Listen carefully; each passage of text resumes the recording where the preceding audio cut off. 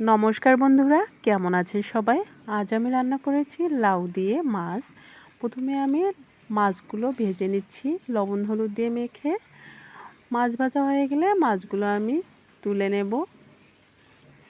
এরপর আমি কড়াইয়ের মধ্যে একটুখানি কালো জিরে ফোড়ন, পেঁয়াজ কুচি, রসুন বাটা, মরিচ বাটা, লবণ হলুদ, কাঁচা লঙ্কা কয়েকটা।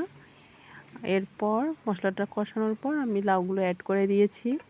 লাউ থেকে অনেকটাই জল উঠে এসেছে, ঢাকনি দিয়ে কিছুক্ষণ রেখে দিয়েছিলাম।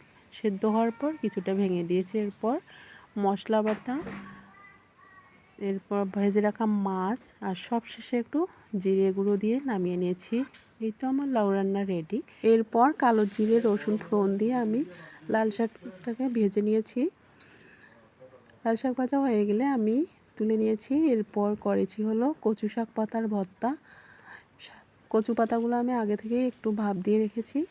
ভাপ দেওয়া হয়ে গেলে আমি এরপর কাঁচা মরিচ আর রসুন দিয়ে ভর্তাটাকে রেডি করে নিয়েছি। এই হচ্ছে, ভালো থাকবেন।